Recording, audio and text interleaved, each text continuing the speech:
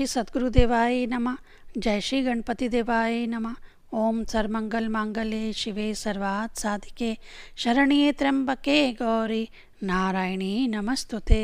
श्रीमद् देवी भागवत महापुराण दूसरा खंड 11वां स्कंद 19वां अध्याय। मध्याह्न संध्या तथा गायत्री जप का फल। श्री नारायण बोले, हे ब्राह्मण, अब आप मध्याह्न कालनी पुण्यदायिनी संध्या के विषय में सुनिए, जिसका अनुष्ठान करने से अद्भुत तथा अति श्रेष्ठ फल प्राप्त होता है। युवा अवस्था वाली, श्वेत वर्ण वाली, 3 नेत्रों वाली, हाथों में वर मुद्रा, अक्षमाला, त्रिशूल तथा अभय मुद्रा धारण करने वाली, वृषभ पर विराजमान, यजुर्वेद संहिता स्वरूपाणी, रुद्र के द्वारा उपास्य, तमोगुण से संपन्न, भुवर लोक में स्थित रहने वाली तथा सूर्य को उनके मार्ग पर संचरण कराने वाली महामाया गायत्री को मैं प्रणाम करता हूँ। इस प्रकार आदि देवी का ध्यान करके आचमन आदि सभी क्रियाएं पूर्व की भांति करनी चाहिए। अब आर्धे का प्रकरण बताता हूँ। इसके लिए पुष्प चुनना चाहिए। पुष्प के अभाव में मलप पत्र को जल में मिला लेना चाहिए और सूर्य की ओर मुख करके ऊपर की ओर जल छोड़ के अर्घ प्रदान करना चाहिए। आदि से लेकर अंत तक सभी नियम प्रातःकालीनी संध्या के ही समान हैं। कुछ लोग मध्याह्न संध्या में गायत्री मंत्र तत्सवितुर पढ़कर अर्घ्य प्रदान करने की सम्मति देते हैं, किंतु यह कर्म परंपरा विरुद्ध है और इससे कार्य की हानि होती है। प्रातः तथा सायं दोनों संध्याओं को करने का विदुक्त कारण यह है कि मनदेहा नाम वाले राक्षस सूर्य का भक्षण करना चाहते हैं। अतः उन राक्षसों के निवारण के निमित्त ब्राह्मण को प्रयत्न पूर्वक संध्या करनी चाहिए। प्रातः तथा सायंकाल की दोनों संध्याओं में नित्य प्रवण सहित गायत्री मंत्र से अर्घ्य के निमित्त जल का प्रेक्षण करना चाहिए, अन्यथा वह श्रुति घातक होता है। मध्याह्न काल की संध्या में जल मिश्रित पुष्पों से, और यदि पुष्प ना मिल सके तो बल्लभ और दुर्वा आदि के पत्र से पूर्व में बताई गई विधि के अनुसार प्रयत्न पूर्वक आकृष्णेन इस मंत्र से सूर्य को अर्घ्य प्रदान करना चाहिए। ऐसा करने वाला सांगोपांग संध्या का फल प्राप्त करता है। हे देव ऋषि सत्तम, इस प्रकार प्रकरण में तर्पण की विधि बता रहा हूँ, उसे सुनिए।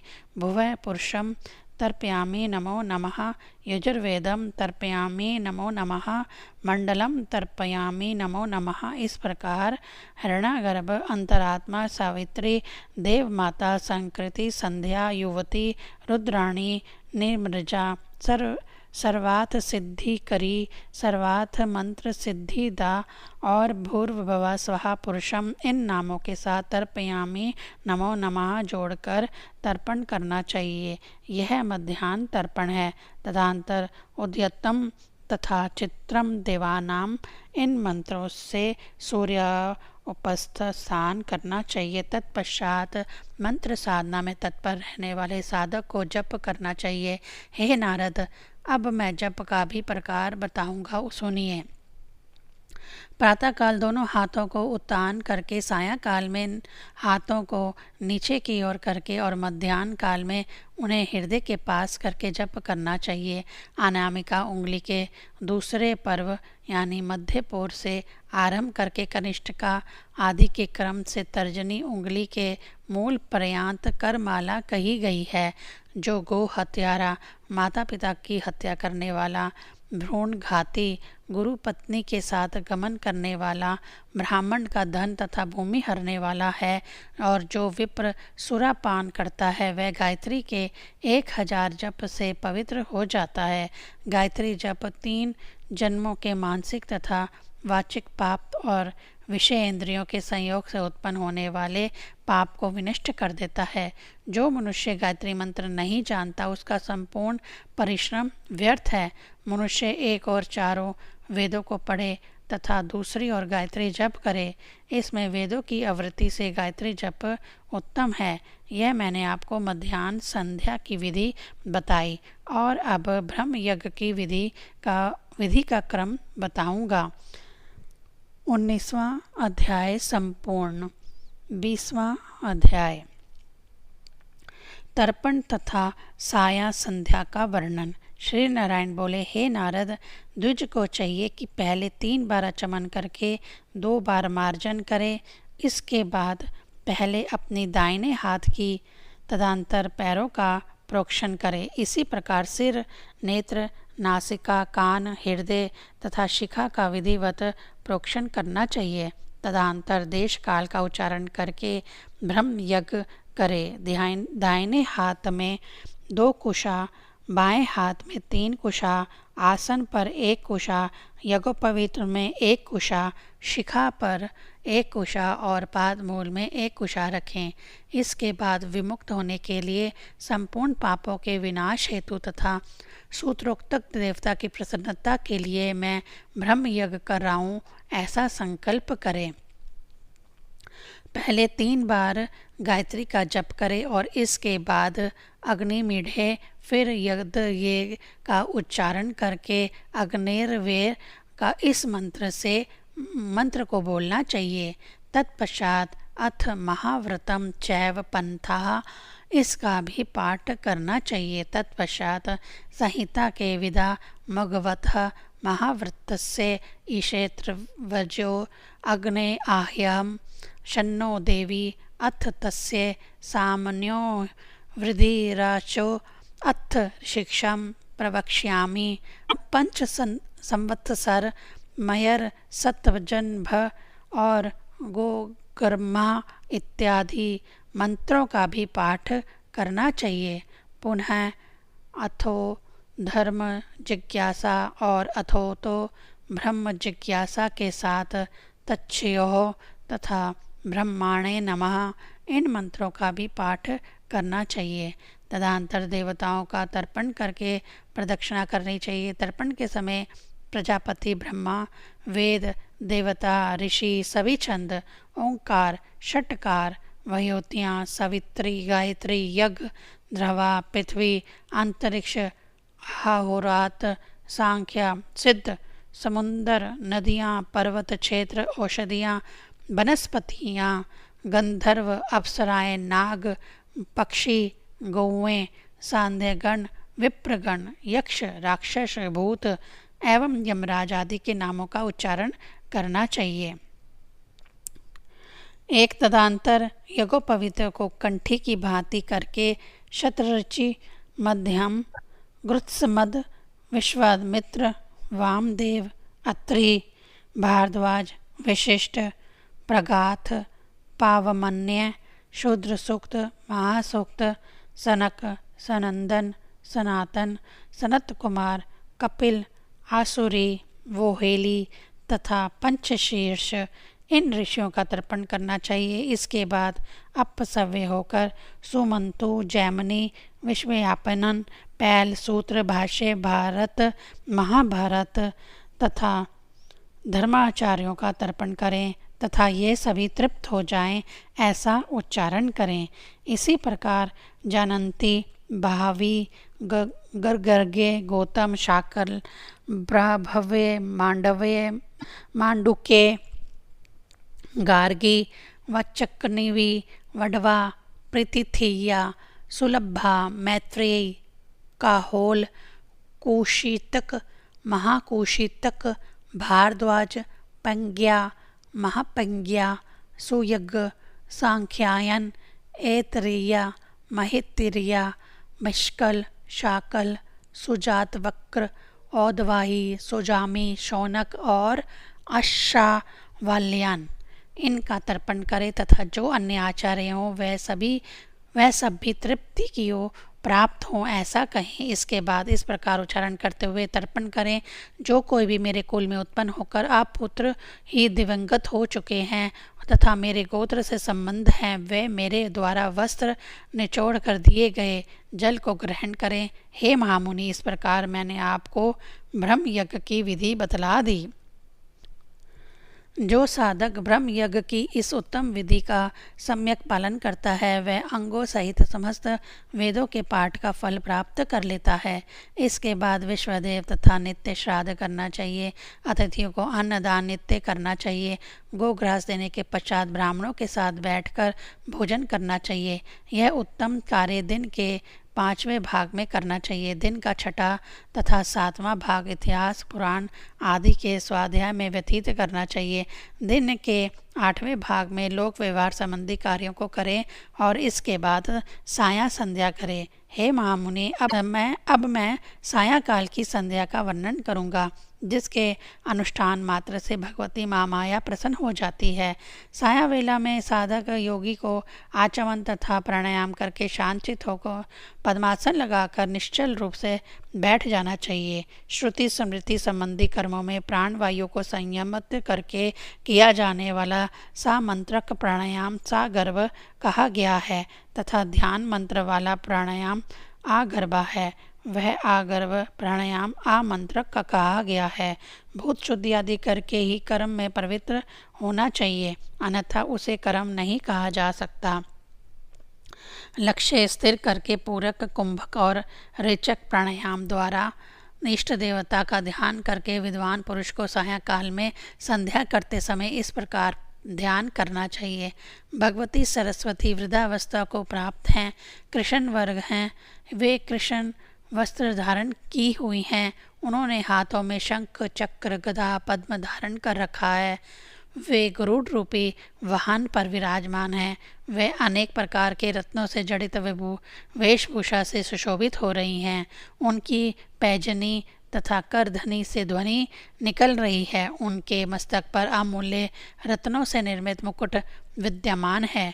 वे तारों की हार की आवली से युक्त हैं। मणिमय कुंडलों से की कांति से उनके कपोल सुशोभित हो रहे हैं। उन्होंने पीताम्बर धारण कर रखा है। वे सत्यचित आनंद स्वरूप वाली हैं।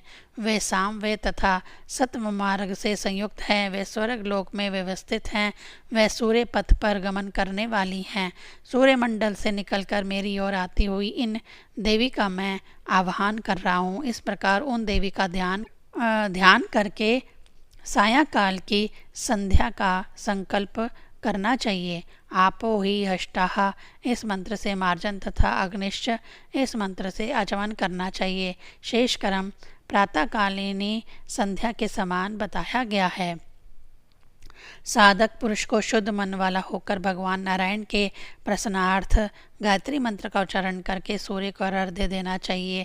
दोनों पैरों को समान रूप से सीधा करके हाथ की अंजलि में जल लेकर मंडलस्थ देवता का ध्यान करके क्रम से अर्घ्य प्रदान करना चाहिए।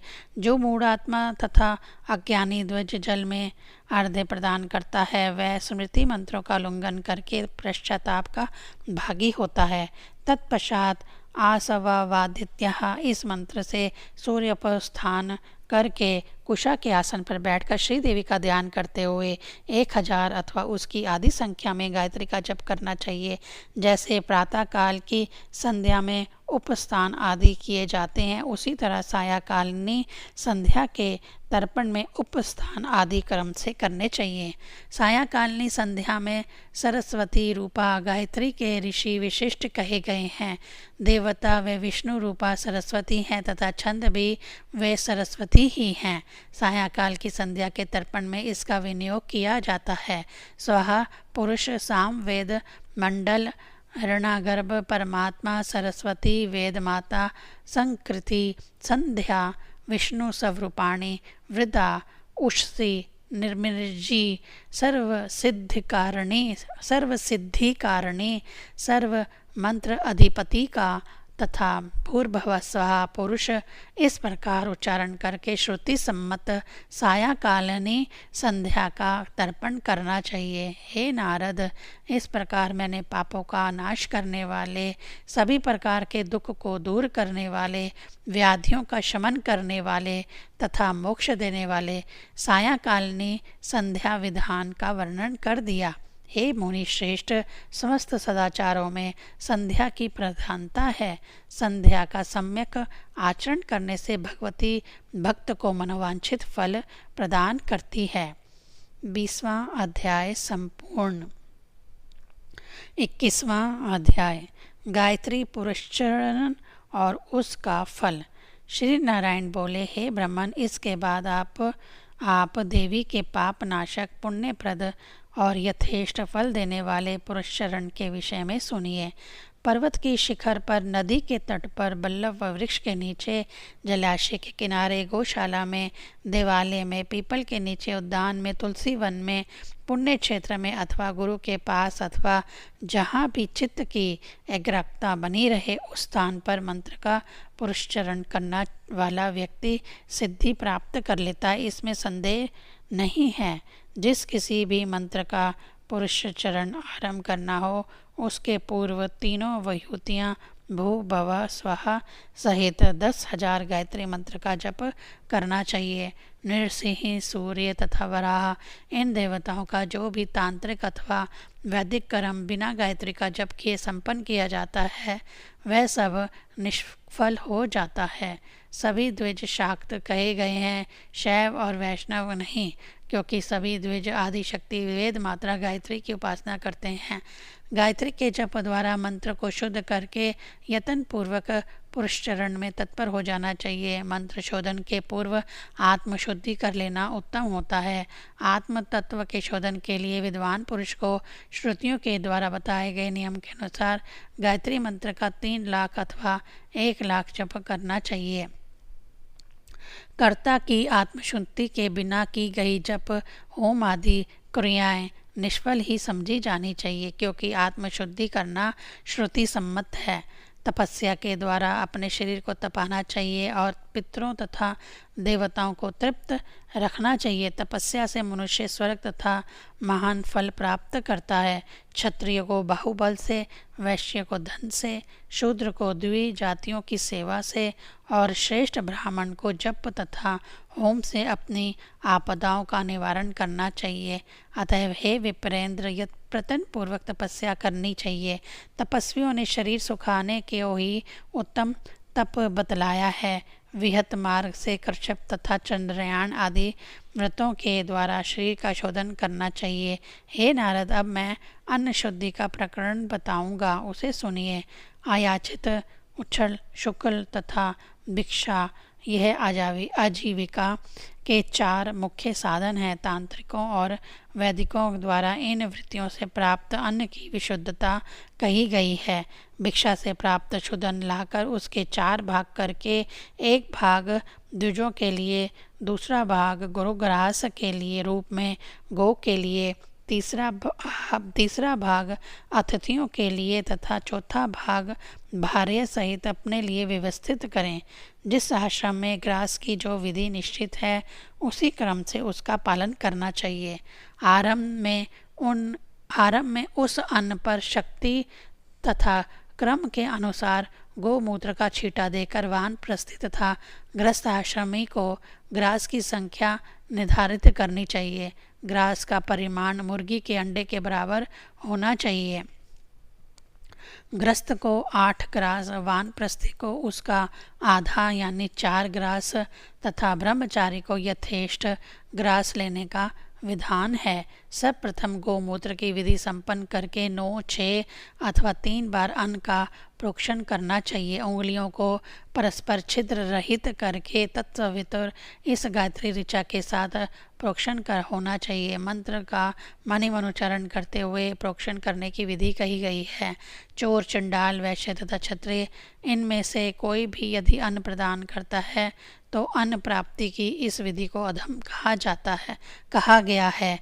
जो विप्र शूद्र का अन्न खाते हैं, शूद्र के साथ संपर्क स्थापित करते हैं तथा शूद्र के साथ भोजन करते हैं, वे तब तक घोर नरक में वास करते हैं जब तक सूर्य तथा चंद्रमा का अस्तित्व रहता है।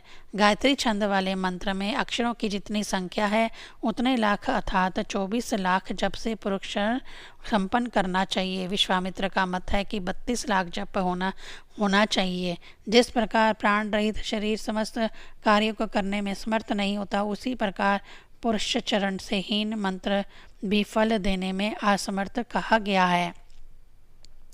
ज्येष्ठ, आषाढ़, भाद्रपद, पोष, अधिक मास, मंगलवार, शनिवार, व्यतिपात, अवेघृति, अष्टमी, नवमी, षष्ठी, चतुर्थी, त्रयोदशी, चतुर्दशी, अमावस, प्रदोष, रात्रि, भरणी, कृतिका, आद्रा, अश्लेषा, ज्येष्ठा, गनिष्ठा, श्रवण, जन्म नक्षत्र, मेष, कर्क, तुला, कुंभ तथा मकर लगन, इन्हें छोड़ देना चाहिए। पुरुषचरण कर्म में यह सब त्याज्य हैं। चंद्रमा तथा नक्षत्रों के अनुकूल रहने पर और मुख्य रूप से शुक्ल पक्ष में पुरुषचरण आरंभ करना चाहिए। ऐसा करने से मंत्र सिद्धि होती है। आरंभ में विधि पूर्वक स्वस्ति वाचन तथा नंदी श्राद्ध संपन्न करना चाहिए। भोजन तथा वस्त्र आदि से ब्राह्मणों को संतुष्ट करके पुनः उनसे आज्ञा लेकर पुनश्चरण आरंभ करना चाहिए। द्विज को चाहिए कि शिव मंदिर तथा अन्य किसी भी शिव स्थान पर पूर्वाभिमुख मुख बैठकर जप करे। काशीपुरी, केदार, महाकाल, नासिक और महाक्षेत्र, त्र्यंबक ये 5 स्थान पृथ्वी लोक में द्वीप सिद्धि स्थान हैं। इन स्थानों के अतिरिक्त सभी जगह कूर्म आसन को दीप यानी सिद्धि स्थान कहा गया है। प्रारंभ के दिन से लेकर समाप्ति के दिन तक किसी भी दिन ना तो अधिक और ना तो कम जप करना चाहिए। श्रेष्ठ मुनिगण निरंतर पुरुषचरण करते रहते हैं। प्रातःकाल से आरंभ करके मध्याह्न तक विधिवत जप करना चाहिए। जप की अवधि में मन पर नियंत्रण रखें, पवित्रता से रहें, इष्ट देवता का ध्यान करते रहें तथा मंत्र के अर्थ का चिंतन करते रहें। गायत्री छंद वाले मंत्र में अक्षरों की जितनी संख्या है उतने लाख अर्थात 24 लाख जप से पुरुषचरण संपन्न करना चाहिए। घृत तथा मधु मिश्रित खीर, तिल, बल्बपत्र, पुष्प तथा यव आदि द्रव्यों से जप संख्या के दशांश से आहुति देनी चाहिए। 10वें अंश से हवन करना चाहिए, तभी मंत्र सिद्ध होता है। धर्म, अर्थ, काम तथा मोक्ष प्रदान करने वाली गायत्री का सम्यक उपासना करनी चाहिए। नित्य, नैमित्तिक तथा काम्य इन तीनों कर्मों में गायत्री उपासना में तत्पर रहना चाहिए। गायत्री से बढ़कर इस लोक तथा परलोक में कुछ भी नहीं है। पुरुषचरण की दूसरी विधि यह भी है, मध्याह्न काल में अल्प भोजन करें, मौन रहें, तीनों समय स्नान करें और संध्या उपासना करें। बुद्धिमान पुरुष को अन्य वृत्तियों से मन को हटाकर जल में 3 लाख मंत्रों का जप करना चाहिए। इस प्रकार पहले पुरुषचरण कर्म करने के पश्चात अभिलाषित काम्य कर्मों के निमित्त जप करना चाहिए। जब तक कार्य में सिद्धि की प्राप्ति ना हो जाए तब तक जप आदि करते रहना चाहिए। सामान्य काम्य कर्मों में यथावत विधि कही गई है। सूर्य उदय काल में स्नान करके प्रतिदिन 1000 गायत्री का जप करना चाहिए। ऐसा करने वाला साधक आयु, आरोग्य, ऐश्वर्य तथा धन अवश्य प्राप्त करता है और 3 मास, 6 मास अथवा 1 वर्ष के अंत में सिद्धि प्राप्त कर लेता है। 1 लाख घृताक्त कमल पुष्पों का अग्नि में होम करने से मनुष्य संपूर्ण वांछित फल को प्राप्त कर लेता है तथा उसे मोक्ष भी सुलभ हो जाता है, इसमें संदेह नहीं है। मंत्र सिद्धि किए बिना कर्ता की जप, होम आदि क्रियाएं, काम्य कर्म अथवा मोक्ष आदि जो भी हो वह सब निष्फल हो जाता है। 25 लाख गायत्री जप से तथा दही अथवा दूध से हवन करने से मनुष्य सिद्ध शरीर हो जाता है, ऐसा महर्षियों का मत है। मनुष्य अष्टांग योग के द्वारा जो फल प्राप्त करता है वही फल इस जप से सिद्ध हो जाता है, इसमें संदेह नहीं करना चाहिए। साधक सशक्त हो अथवा आशक्त, किंतु उसे नियत आहार ग्रहण करना चाहिए। गुरु के प्रति सदा भक्ति प्राण रहते हुए जो जप करता रहता है उसे 6 महीने में सिद्धि मिल जाती है। गायत्री जप करने वाले को एक दिन पंचगव्य के आहार पर, एक दिन वायु के आहार पर तथा एक दिन ब्राह्मण से प्राप्त अन्न के आहार पर रहना चाहिए। गंगा आदि पवित्र नदियों में स्नान करके जल के भीतर ही 100 जप करना चाहिए। इसके बाद 100 मंत्रों का उच्चारण करके जल का पान कर लेने से मनुष्य समस्त पापों से मुक्त हो जाता है। ऐसा करने वाले को चंद्रयान और कश्यप आदि व्रतों का फल निश्चित रूप से प्राप्त हो जाता है। यदि साधक राजा अथवा ब्राह्मण हो तो उसे अपने घर पर ही तप रूपी पुरुषचरण करना चाहिए। गृहस्थी, ब्रह्मचारी अथवा वानप्रस्थी को भी अपने अपने अधिकार के अनुसार जप यज्ञ करने के पश्चात पुरुषचरण संपन्न हो जाने पर फल प्राप्त हो जाता है। मोक्ष की अभिलाषा रखने वाले पुरुष शौच और स्मृत आदि कर्म करते हैं। साधक को फल, मूल तथा जल आदि के आहार पर रहते हुए विद्वानों के द्वारा सम्यक शिक्षा प्राप्त करके सदाचारी तथा अग्निहोत्री होकर प्रयत्न पूर्वक जप करना चाहिए। भिक्षा में प्राप्त शुद्ध अन्न ही ग्रहण करें, जिसमें स्वयं मात्र 8 ग्रास ही भोजन करें। हे देव ऋषि, इस प्रकार पुरुषचरण करके मनुष्य मंत्र सिद्धि प्राप्त कर लेता है। इसके अनुष्ठान मात्र से दृढ़ता समाप्त हो जाती है और इसके श्रवण से भी मनुष्य पुण्यों की महती सिद्धि प्राप्त कर लेता है। 21वां अध्याय संपूर्ण। ओम ऐं ह्रीं क्लीं चामुंडाय विच्चे।